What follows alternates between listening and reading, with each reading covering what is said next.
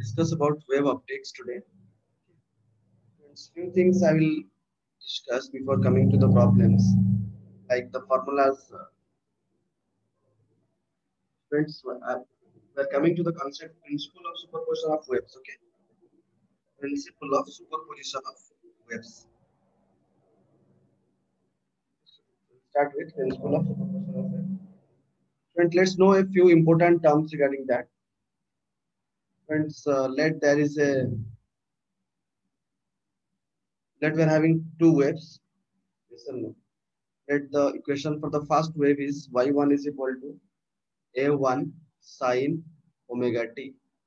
And the second wave may be in same phase, may not be in same phase. If it is in different phase, then the second wave of equation is y2 is equal to a2 into sine omega t plus phi. You know plus phi in AC you have already learned about lead and lag, yes or no? So that's why here phase difference is students phi. Here the phase difference is phi. Okay. And students, the difference in path length, we'll also find that the difference in path length of two waves meeting at a point is called path difference. Yes, sir. You know all those things in your theory classes. Friends, optical path length, also sometimes it is required to find the optical path length. Yes or no? Optical path length. Okay. Optical path length. So optical path length is students, you know, optical path length is equal to mu times, that is refractive index times of geometrical path length. Geometrical mu times geometrical path length. Got it, students? And then optical path difference. Students, let in some cases you will be asking about what is the optical path length. In some cases you will also find the optical path difference. Yes, sir. Students, if we will be finding the optical path difference, find the optical path difference. So optical path difference is OPD, correct? Optical path difference is OPD. Student,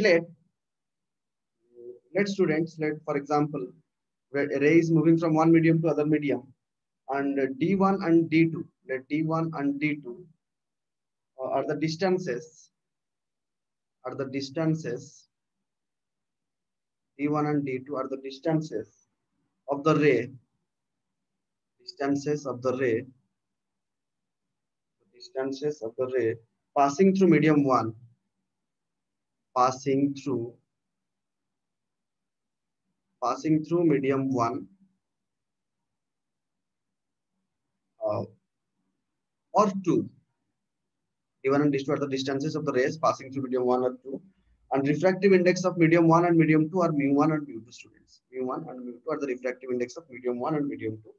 Then student, if it is required to find the optical path difference, OPD is equal to mu1 D1 minus mu2. These formulas will be also applicable in some of the basic numericals. And student, अगर हम phase difference निकालें, if you are interested to find the difference determination of phase difference, अगर हम phase difference निकालें, students, you see, अगर optical path length दिया हुआ है, म्यू दिया हुआ है, तो ज्योमेट्रिकल पाथ लेंथ आप निकाल सकते हो, ठीक है? And student, if in case of light waves, the phase difference phi on account of phase difference, मतलब हमें phase difference निकालना होगा in terms of path difference. ये जो निकाले हम optical path difference, and this is optical path length, और हमें भी क्या निकालना है? Phase difference निकालना है, ठीक है students? We want to find phase difference. Few formulas I will say, then we'll apply those formulas in phase difference. Phi, students, phase difference phi is equal to how much? 2 pi by lambda into optical path difference, OPD, into optical path difference. अगर optical path difference दिया हुआ है students, या फिर optical path length दिया हुआ है, तो ज्योमेट्रिकल पाथ लेंथ के साथ क्या रिलेशन बनेगा? म्यू टाइम्स मल्टीप्लाई हो जाएगा. So that is also 2 pi by lambda into mu times of geometrical path length. Mu times of geometrical path length. Remember these formulas, these are directly going to come in the board exam also, and from web optics also, direct question used to come in NEET or competitive exam. Student you got a basic idea about path phase difference क्या है, optical path length और geometrical path length के बीच में क्या relation है, optical path difference क्या है, और ऑप्टिकल पाथ डिफरेंस का फॉर्मूला क्या है, और फेज डिफरेंस हम कैसे निकालेंगे अगर हमें ऑप्टिकल पाथ डिफरेंस पता होगा या ज्योमेट्रिकल पाथ लेंथ पता होगा। ठीक है student, let's see next superposition of waves. Okay, let's next see superposition of waves. Superposition of superposition of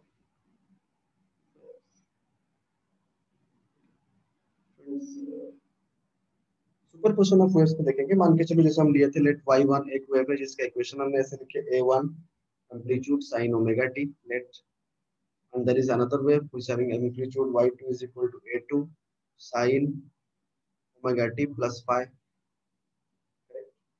students हमें इक्वेशन ऑफ रिजल्टेंट वेव निकालना है, तो that is y is equal to y1 plus y2।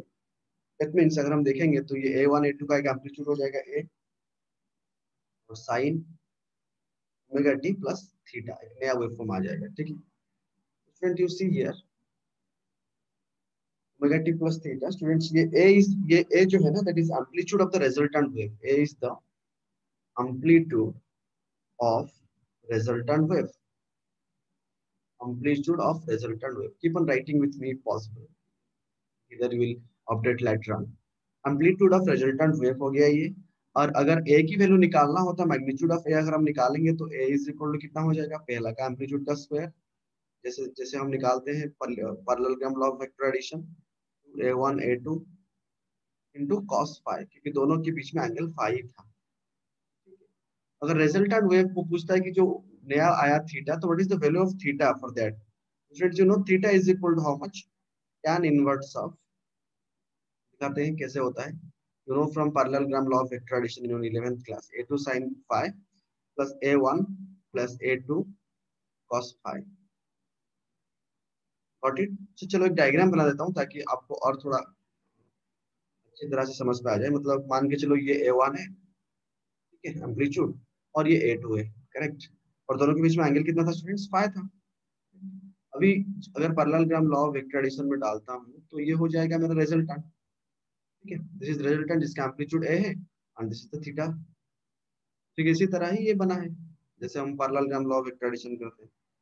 Friends अगर हम intensity की बात करें, you know intensity of a wave is directly proportional to, intensity of the wave is directly proportional to square of the amplitude. ठीक है, intensity of the wave is, अगर पहला का इंटेंसिटी की बात करूं तो a1 is proportional to, sorry i1 proportional to a1 square, तो कभी कभी हम कांस्टेंट मल्टीप्लाई करेंगे तो c into a1 स्क्वायर, ये सब, and i2 is equal to भी हम लिख सकते हैं c into a2 का स्क्वायर। अगर स्टूडेंट रिजल्टेंट इंटेंसिटी की बात करें, देखो यहाँ पर a1 a2 हम लिए थे, तो जब हम रिजल्टेंट करेंगे तो a1 स्क्वायर के बदले में क्या लिखेंगे, i1 लिखेंगे। तो अगर रिजल्टेंट इंटेंसिटी की बात हुआ तो रिजल्टेंट वेव इंटेंसिटी कभी कभी पूछता है वो क्वेश्चन पे, we will do after this. Resultant wave intensity पूछता है वो कभी कभी, i1 दिया रहता है i2 दिया रहता है, तो रिजल्टेंट वेव इंटेंसिटी बच्चे क्या करते हैं most of the time i1 का स्क्वायर प्लस i2 का square plus 2i1 i2 cos phi। नहीं, ऐसा नहीं होना है। यहाँ पर कैसे करना है कि i इज इक्वल टू, क्योंकि ये स्क्वायर के साथ एम्पलीट्यूड स्क्वायर के साथ रिलेट है ना, there is no formula directly for intensity, हमें एम्पलीट्यूड पे इंटेंसिटी को रिप्लेस करना होगा। ठीक है, तो i में क्या लिखेंगे, that is i1 plus i2 plus 2 root under i1 i2 बाहर में cos phi। ठीक है, this is the equation for resultant wave intensity. ठीक है फ्रेंड्स, अगर अगर इस केस पे ये जो हमने निकाले एम्पलीट्यूड जो निकाले a1 का स्क्वायर प्लस a2 का square plus 2a1 a2 cos phi, friends देखो दो चीज, एक वेव ऐसे आ रहा है, यहाँ से भी और एक वेव मान के चलो ऐसे आ रहा है सेम लाइन। फ्रेंड्स अगर इसका ये इसका क्रेस्ट है ना, और ये ट्रफ है, correct, this is crest and this is trough, इसका ये क्रेस्ट है ये ट्रफ है, गेटिंग माय पॉइंट ना। फ्रेंड्स अगर just imagine same same phase difference पे है, अगर क्रेस्ट के साथ क्रेस्ट मिल जाएगा और मैं दोनों को मिला दिया तो एम्पलीट्यूड बढ़ जाएगा ना। ये क्रेस्ट है ये क्रेस्ट है, क्रेस्ट के साथ क्रेस्ट मिल गया किसी तरह, जब दो वेव मिले सुपर इम्पोज हुए, तो इनका जो मैग्नीट्यूड है नेट मैग्नीट्यूड बढ़ जाएगा कि नहीं, ये सर नो। अगर नेट मैग्नीट्यूड बढ़ जाएगा तो एम्पलीट्यूड विल इंक्रीज, तो उसी टाइम पे क्या कहेंगे हम, कंस्ट्रक्टिव इंटरफेरेंस हुआ। क्या हुआ स्टूडेंट्स, कंस्ट्रक्टिव इंटरफेरेंस हुआ। समझ पे आ रहा है कंस्ट्रक्टिव इंटरफेरेंस क्या होता है, इस टाइम पे बोलते हैं कि कंस्ट्रक्टिव इंटरफेरेंस। और कंस्ट्रक्टिव इंटरफेरेंस में क्या होता है, मैक्सिमम एम्पलीट्यूड आता है। और स्टूडेंट डिस्ट्रक्टिव कब होता है और मिनिमम एम्पलीट्यूड कब होता है, जब ये क्रेस्ट है ये ट्रफ है, बट यहाँ पर क्रेस्ट है ट्रफ है। स्टूडेंट समझ रहे हो ना, इसकी क्रेस्ट इसकी ट्रफ मिल जाएंगे तो रिजल्टेंट कम हो जाएगा ना स्टूडेंट्स, क्योंकि हमें सब्सट्रैक्ट करना पड़ेगा, ये प्लस है ये माइनस है। गेटिंग और नॉट? तो जब crest light plus light, students remember light plus light sometimes gives more light and sometimes darkness, ऐसा एक स्टेटमेंट है। You mean what is the meaning of that statement? Light plus light gives sometimes gives more light. कैसे? Crest के साथ crest मिल गया तो student मोर light देगा ना, लेकिन अगर किसी भी तरह क्रेस्ट के साथ ट्रफ मिल गया तो क्या होगा, इंटेंसिटी विल डिक्रीज ना। तो जहां पर ये अगर सही तरह से अगर दोनों का एम्पलीट्यूड सेम है, फ्रीक्वेंसी सेम है, अगर मिल गया तो ये जीरो हो जाएगा, तो वहां पर डार्कनेस आ जाएगा। तो on that basis dark fringe and bright fringe decide होता है।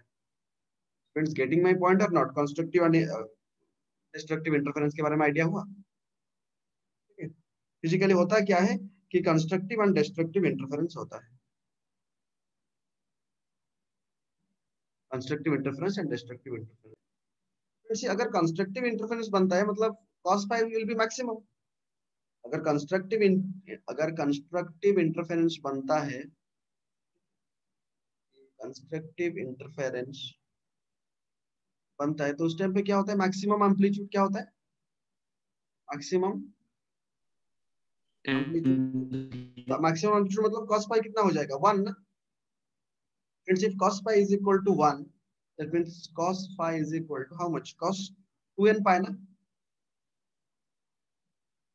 ये सब नो। सो phi कितना हो जाएगा अगर cos phi is equal to 1 है, 2n pi है ना, करेक्ट। तो अगर phi is equal to 2n pi हुआ, इस पे इंपॉर्टेंट चीज ये है कि अगर हमें पाथ डिफरेंस निकालना हो है तो पाथ डिफरेंस की फॉर्मूला क्या होगा इस पे, path difference delta x is equal to how much, n into lambda. And n क्या ले सकते हैं हम, 0 1 2 3, कितने नंबर ऑफ साइकिल्स है, ठीक है। And student, the wave are said to be in phase with everywhere, सारे जगह पे ये इन फेज रहेगा, मतलब crest and troughs of individual waves are occur at the same position, इसलिए तो कंस्ट्रक्टिव हो रहा है ना। Getting my point students? Crest trough constructive हो रहा है मतलब क्या है, सेम फेज पे है ना, क्रेस्ट ट्रफ। ये जिस पॉइंट पे है 0 पाए, ये 0 है ये पाए है, ये 0 है ये पाए है, ये 2 पाए। गेटिंग ना? और अगर रिजल्टेंट वेव की बात करें तो ए मैक्स कितना हो जाएगा, ओनली a1 प्लस a2 ना, करेक्ट। और आई मैक्स कितना हो जाएगा, रूट ओवर i1 का square, i1 plus root over i2 का, रूट i1 रूट i2 का whole square, that is I max.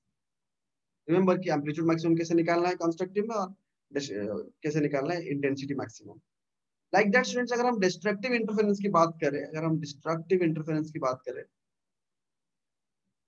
Destructive interference की अगर बात करें, डिस्ट्रक्टिव इंटरफेरेंस कैसे निकालेंगे, डिस्ट्रक्टिव इंटरफेरेंस कब होता है, 180 डिग्री फेज शिफ्ट हो जाता है ना, देखो क्रेस्ट एंड ट्रफ। डिस्ट्रक्टिव मतलब क्या होता है, मैं एब्सोल्यूट वाला केस बता रहा हूँ, इसका क्रेस्ट इसका ट्रफ, इसका ट्रफ इसका क्रेस्ट, तो क्रेस्ट और क्रेस्ट के बीच में कितना फेज डिफरेंस है, देखो ये जहां से शुरू हुआ था, इसकी G0 कहां से शुरू हुआ, पाई के बाद शुरू हो रहा है ना, लिसन।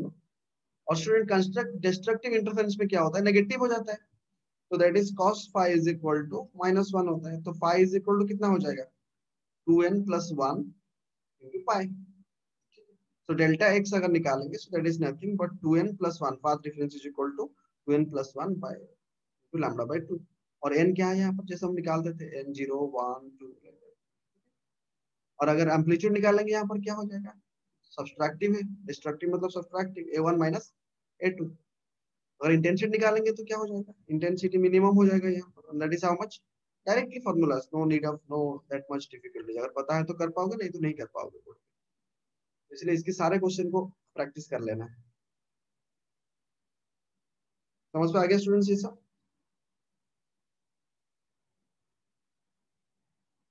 हाँ sir. See, this is a previous year board question. In Young's double slit experiment using light of wavelength 600 nanometer, the angular width of the fringe formed on the distance screen is 0.1. Find the spacing between the two slits. फिर spacing पूछा है, ठीक है, will see what is that. And second video पूछा है light of wavelength 500 angstrom propagating in air gets partly reflected from the surface of water. How will the wavelength and frequencies of the reflected and the refracted ray be affected? Friends देखो यहाँ पर क्या करना है, angular width कुछ दिया हुआ है ना, angular width of fringe formed on the distance 0.1। Friends अगर अगर एंगुलर विड्थ की बात करें, ठीक है, if I will say about angular width, आपको पता है angular width is equal to right angular width theta is equal to wavelength by कितना डिस्टेंस पाथ इसने ट्रैवल किया है, that is lambda by D, और D is equal to lambda by theta, correct. और यहाँ पर कितना दिया हुआ है लैम्डा, वेवलेंथ कितना दिया हुआ है 600 nanometer, correct. 600 nanometer that is 10 to the -9 करेंगे तो 6 into 9 2 कट जाएगा तो 10 टू द -7 मीटर। और हमें पता है थीटा कितना है, theta that is equal to 0.1 degree दिया हुआ है, is equal to lambda, lambda is how much students? 600 nanometer. Yes sir no. तो स्टूडेंट अगर 0.1 डिग्री को अगर हम रेडियन पे कन्वर्ट करेंगे तो क्या करेंगे, pi radian is equal to 180 degree ना स्टूडेंट्स। तो 1 रेडियन कितना Yes, है, sir. Pi by 180, sorry 1 radian is equal to 180 by pi. लेकिन हमें यहाँ पर डिग्री से रेडियन करना है तो 1 degree is equal to how much, 1 degree is equal to how much, pi by 180 ना। तो 0.1 डिग्री कितना रेडियन हो जाएगा, 0.1 0.1 into pi by 180. बाय 180, तो दैट इज कितना हो जाएगा, पाई बाय 1800 रेडियन। तो ये थीटा मिल गया। तो अभी डी कैसे निकालेंगे, डी डायरेक्टली फॉर्मूला पे डालेंगे, D is equal to how much, lambda by theta. Lambda कितना दिया हुआ है 6 into 10 to the power -7 divided by pi by 1800। ऊपर चला जाएगा तो 6 into 10 to the -7 1800 divided by pi. So इसको सॉल्व करने से कितना आएगा 3.44 into 10 to the -4। इस तरह की कैलकुलेशंस जो है ना वो अप्रोक्सीमेटली आप ले सकते हो एग्जाम में, ठीक है। अगर एग्जैक्टली थोड़ा नहीं आ रहा है उसके आसपास तो 3.14 है, उसको 3 लेके चलो मान के, 3 into 2 कितना हो जाएगा 6, 18 into 6 कितना है, इस तरह आप अप्रोक्सीमेटली कुछ वैल्यू ले सकते हो, नो प्रॉब्लम। तो ये हमें मिल गया क्या, find the spacing between the two slits. ये जो स्लिट्स हम लेते हैं यंग स्टवर्ट एक्सपेरिमेंट में, ये जो डिस्टेंस है ये वाला डिस्टेंस हमें मिल गया, ठीक है। फ्रेंड्स फ्रीक्वेंसी नेक्स्ट में पूछा है कि light of wavelength 500 angstrom propagating in air gets partly reflected from the surface of water, कुछ रिफ्लेक्ट हो जाता है। How will the wavelength and the frequency of the reflected and the refracted light be affected. Friends देखो frequency of light किसके ऊपर depend करता है, एक लाइट वेव की फ्रीक्वेंसी किसके ऊपर डिपेंड करता है, सोर्स के ऊपर डिपेंड करता है ना, कहां से लाइट निकल रहा है उसी के ऊपर डिपेंड करता है। तो frequency of light depends only on it's source. So student frequencies of reflected and refracted light will be same. हम देखे थे ना स्नेल्स लॉ में भी पढ़े थे, फ्रीक्वेंसी जो भी हो रिफ्लेक्टेड हो या रिफ्रैक्टेड हो will be same is that of the incident light. जितनी जो रे इंसिडेंट किया गया था वो, अगर एक सरफेस में मैंने इंसिडेंट किया, कुछ रे रिफ्रैक्ट होता है और कुछ रिफ्लेक्ट हो जाता है, ठीक है। तो दोनों का जो फ्रीक्वेंसी है ना दैट विल रिमेन सेम। तो student reflected light is same medium air, so it's wavelength remains 500, तो उसका वेवलेंथ जो है वो 500 एंगस्ट्रॉम ही रहेगा, same as. And wavelength of refracted light कितना हो जाएगा, रिफ्रैक्टेड लाइट का वेवलेंथ कितना हो जाएगा, that is equal to lambda by mu water.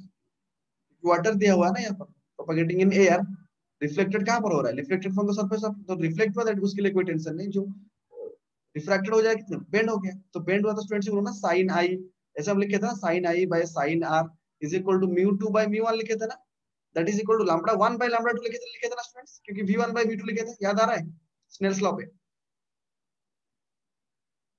याद आ रहा यस है। सर। तो इसीलिए lambda r is equal to lambda by lambda 2, क्योंकि मैंने अगर एयर लिया तो एयर का 1 ले लिया, mu w is refractive index of water. तो वेवलेंथ क्या हो जाएगा, अगर जो ओरिजिनल वेवलेंथ है 500 एंगस्ट्रॉम है, उस पे अगर मैं डिवाइड कर दूं रिफ्रैक्टिव इंडेक्स ऑफ वाटर, तो जो भी डिवाइड करूंगा मतलब वैल्यू क्या हो जाएगा, वेवलेंथ का डिक्रीज हो जाएगा ना। वो एग्जैक्टली वैल्यू के बारे में नहीं पूछा क्योंकि refractive index of water is not given, वो दिया हुआ कि कमेंट करो how will the wavelength and the frequency of the reflected and refracted light be affected. तो पहला चीज है फ्रीक्वेंसी जो है वो क्या हो जाएगा, रिमेन सेम, समझ पाए, वो तो सोर्स के ऊपर डिपेंड करता है रिफ्लेक्ट हो या रिफ्लेक्ट हो, getting. And wavelength of the refracted, wavelength right, wavelength, wavelength of the refracted wave कितना हो जाएगा, जो भी है वो हम कैलकुलेट कर सकते हैं स्नेल के, वो क्या हो जाएगा, डिक्रीज हो जाएगा। Getting my point? फ्रेंड समझ पे आया दोनों के बारे में, फ्रीक्वेंसी और वेवलेंथ कैसे लिंक किया? Yes, sir. Just sir right. Wavelength decrease देखो यहाँ फिर पर से हमें ये, बताइए सर। एक minute,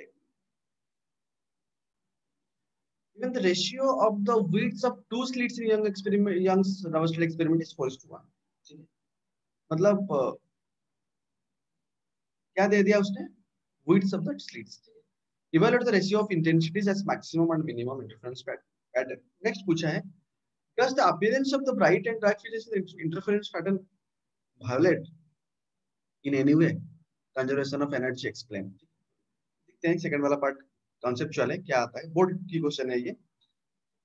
But the intensity of light due to a slit is directly proportional to width, ना, you know, I1 by I2 is equal to width को dw कहीं पे w भी लिखा जाता है, width 1 by width 2 directly proportional, so that is equal to 4:1। ठीक है, अगर एम्पलीट्यूड की बात करें, a1 का स्क्वायर by a2 का स्क्वायर इज इक्वल टू क्या है, एम्पलीट्यूड इज a1 स्क्वायर ना, 4:1, so a1 by a2 कितना हो गया, 2:1। yes or no? So that means a1 is equal to how much, 2a2 ना, मिल गया a1 a2 का रिलेशन।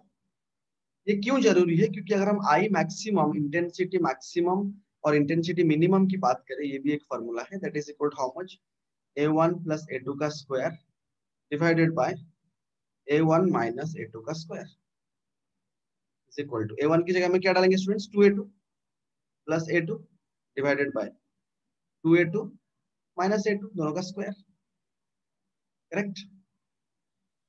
तो दैट इज कितना हो गया, 2a2 plus a2 3a2, 3a2 का स्क्वायर कितना हो जाएगा, 9a2 का स्क्वायर डिवाइडेड बाय a2 का square, that is how much, 9:1। तो देखिए, evaluate the ratio of intensity as maximum and minimum। ठीक है, तो कितना हो जाएगा स्टूडेंट्स, 9:1, जस्ट राइट।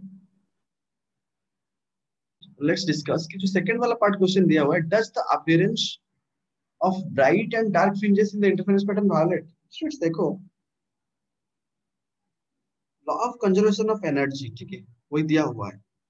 मतलब students, when interference takes place, जब एक वेव दूसरी वेव के साथ मिल जाता है, ठीक है, लाइट एनर्जी, लाइट एनर्जी जो डिसअपियर हो जाता है at the region of destructive interference. Students, destructive interference पे क्या होता है, देखो मैंने बताया ना, light plus light gives what, sometimes more light sometimes darkness ना। तो Yes, sir. डिस्ट्रक्टिव इंटरफेरेंस में जो लाइट डिसअपियर हो जाता है, मतलब अंधेरा आ गया मतलब लाइट डिसअपियर हो गया वहां पर, है कि नहीं, तो वो लाइट जाता कहाँ है, वो एनर्जी आता जाता कहाँ है, वो कंस्ट्रक्टिव में फिर अपना एनर्जी दिखा देता है ना। अगर एक जगह पे कम हो जाता है तो बाकी एक जगह जगह पे भी बढ़ जाता है ना। Getting my point? तो अगर एवरेज इंटेंसिटी की बात हाँ करें, तो सर। एवरेज इंटेंसिटी क्या होता है, सेम रहेगा ना एवरेज इंटेंसिटी, कंस्ट्रक्टिव पे निकाले डिस्ट्रक्टिव पे निकाले इंटेंसिटी, बट अगर average intensity through out the wave दिखे तो that will be maintain constant ना। Yes, sir. तो इसीलिए law of conservation of energy obey होता है in the phenomenon of interference of light. अगर बोर्ड पे ये 2 मार्क का क्वेश्चन आया तो ये लिख देना आप कि अगर कहीं ना कहीं पे 2 लाइट इंटरफेरेंस होता है तो एक जगह पे कंस्ट्रक्टिव बनता है, एक जगह पे डिस्ट्रक्टिव बनता है। डिस्ट्रक्टिव में अगर इंटेंसिटी मैग्नीट्यूड डिक्रीज हो जा रहा है या जीरो हो रहा है, कंस्ट्रक्टिव में भी बढ़ जा रहा है ना इन दैट रिस्पेक्ट। ठीक है, तो अगर एवरेज इंटेंसिटी की बात करेंगे, it's all about average intensity that is remain same, that means the energy remain same through out the, so that is the law of conservation of energy। so open, ये 2 mark आप लिख सकते हो। ठीक है, ऊपर वाला क्वेश्चन 3 मार्क का था और ये 2 मार्क का 5 मार्क का क्वेश्चन था। ठीक है, गॉट इट, अंडरस्टूड?